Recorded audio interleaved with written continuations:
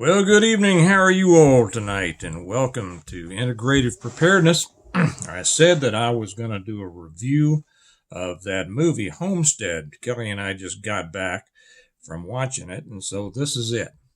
And then I'm going to tell you about one of the coolest things that happened to me. And it has to do with those young people that you saw as part of the thumbnail. Because I asked them. Well, I'll tell you the story about how they ended up getting in that email, in that thumbnail. But I want to talk first about, and I'll tell you what, talking about them, it is going to be inspiring. It truly is. So hang around for that. I'm going to make the review of the movie very short because I'll be honest with you. I think that's all it deserves. I wanted to like this. I've been looking forward to seeing this. As I said earlier today, I had hoped that it would be better than that Amerigeddon and that other movie that, what was it, The End of the World, whatever it was. And so I really hope for this. I knew a little bit about the story, not much, so I went in with an open mind. Boy. The premise. The premise is a rich guy builds a compound. The premise is L.A., a nuke gets set off, takes out L.A., America's under attack, right?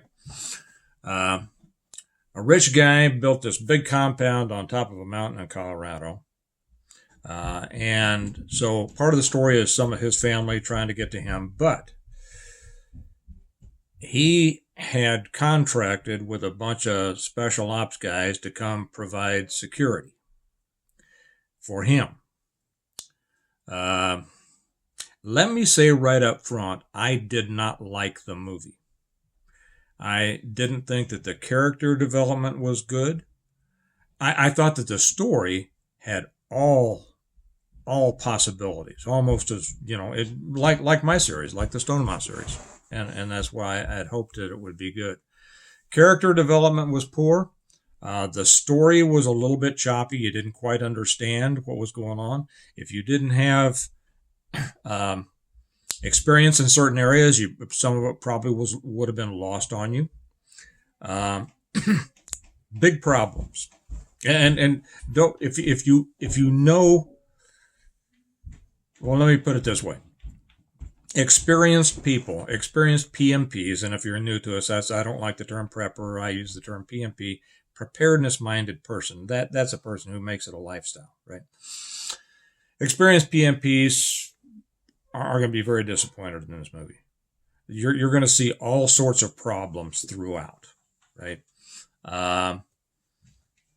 Those experienced in tactics are going to be very disappointed. You're going to see all sorts of problems throughout. The characters have problems.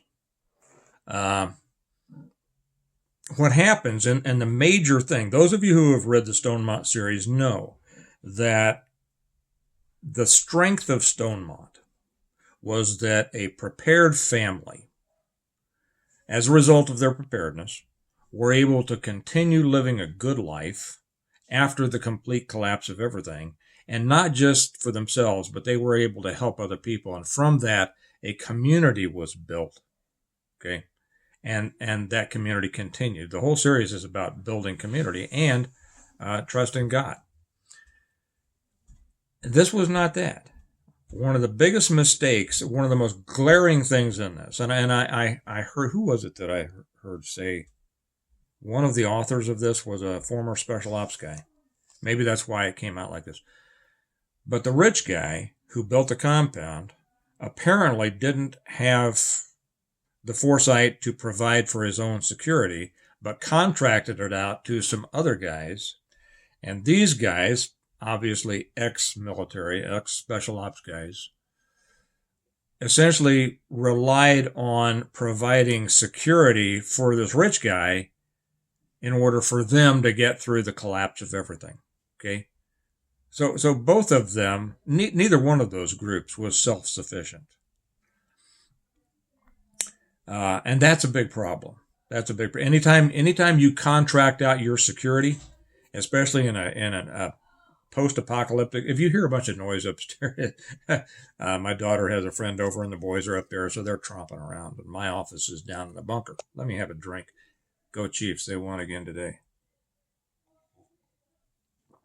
So after the complete collapse of everything, once the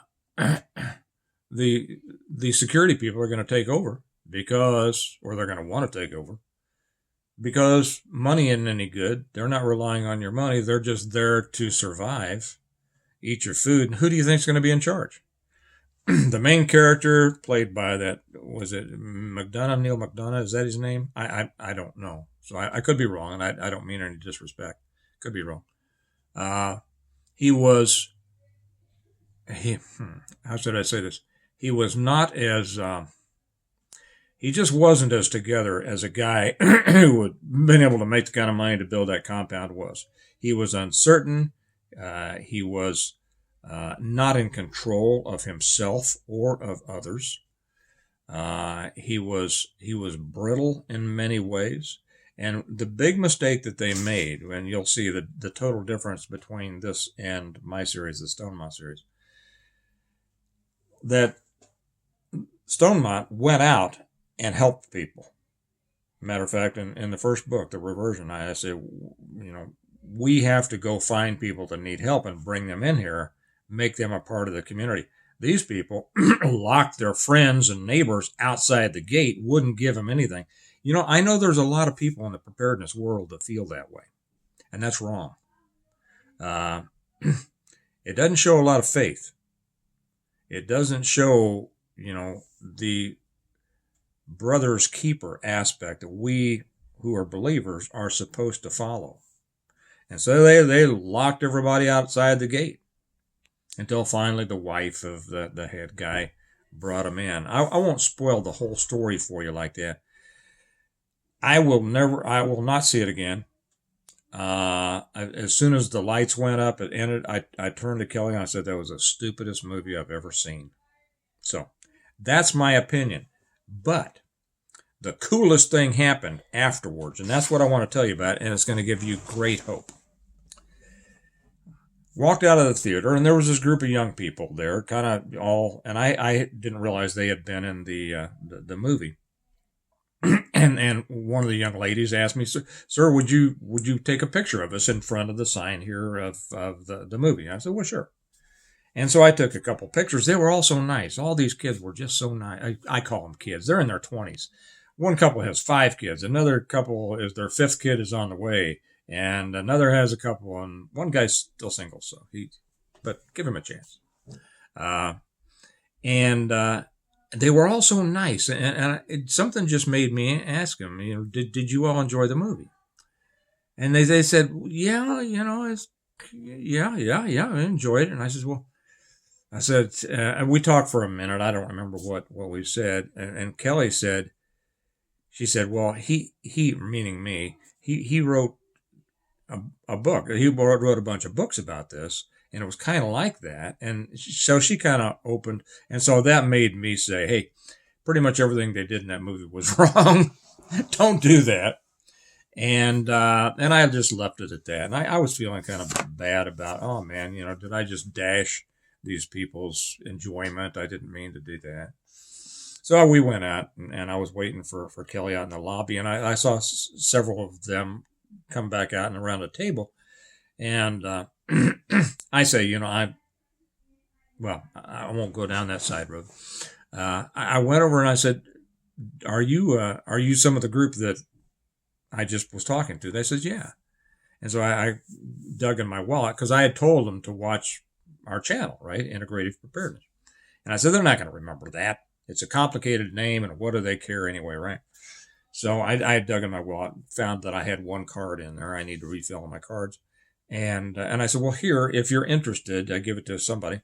And if you're interested, here's a channel you might be interested in. And and then I asked him, I said, what got you all interested in this? And one guy said, well, our parents just kind of raised us this way. And another All these, most of them are from Cleveland, Missouri. It's a smaller town just on the other side of the state line from where I live. And there was a couple there from Kentucky. Hey, Kentucky. Uh, so they said, well, they were just kind of raised like this, and they wanted to be, they are interested in being self-reliant, and they raise gardens and everything like this. And I told them, I said, that is so fantastic. I told them that it gave me great hope to see young people their age, and I didn't know yet how many kids they had, to see young people their age interested in this. And it gave me such hope for the future of our country. And somehow we got to talking. Kelly came up, and then she said, do you have a copy of, and she said, she's such a great wife. She tells them how great my books are and everything. And she asked me, she said, do you happen to have a book in the car? And I said, no. She said, well, do you have one at home? And I said, I think I have one copy of the reversion, which is the first in the series, in my office. And I said, so I asked these, somebody said they would be interested in reading it, And I said, I think I've got one book. I assure you that we're not strange. Would you all like to follow us? We live about a mile away.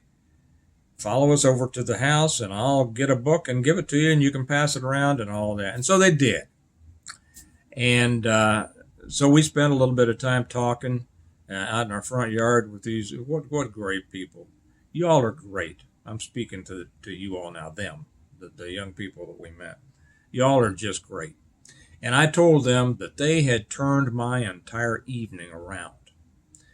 I was so, I'm not bitter. I don't get dejected. I was so disappointed in that movie because it could have been so great. And so I left kind of going, I just wasted the evening. But meeting these young people and having a chance to talk with them a little bit just made everything fantastic. And that's how God works, guys. That I walked out of that theater, one of the young ladies asked me if I would take a picture of them. And from there, we developed on there.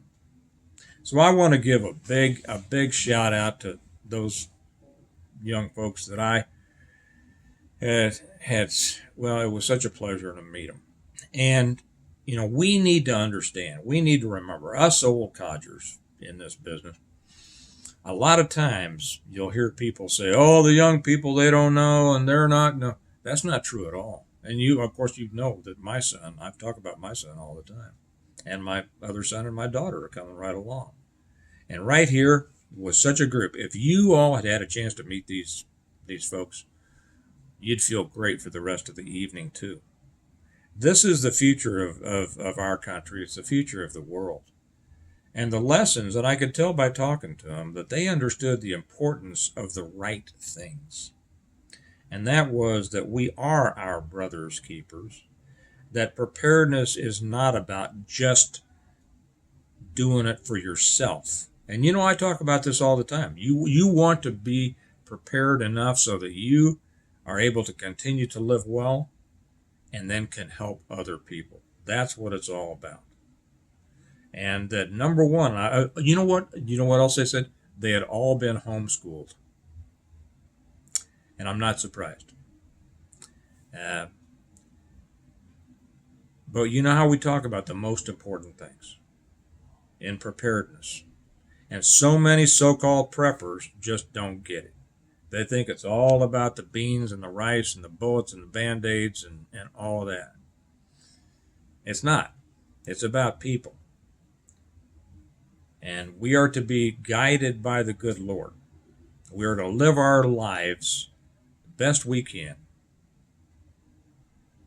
to do what we should do to help others under His direction and to watch for those moments that He sets in front of us. I see my chance meeting with these young people tonight as God saying, here you go, Steve, Craig, however you know me. Here you go. Here's something for you, because it certainly was a blessing. Our lives are full of blessings. Your life is full of blessings if you will only realize it and recognize it. So take those blessings, use them to prepare so that you will continue to live a good life, so that you'll be ready if something falls apart. And not only will you be ready for yourself, but you'll be able to help other people. Okay? So I want to say to those young folks, it was great meeting you. You give me such hope. God bless every one of you and your kids. And if all of you other viewers had had a chance to be here with us tonight, it would have made your night. Okay? Remember, the real purpose of preparedness is to escape the slavery of an evil system, to live the way God wants us to. Okay? And remember that, like I always say, we prepare well today in order to live well tomorrow. It's God, family, people. You all have a great night. I'll talk to you later. Bye-bye.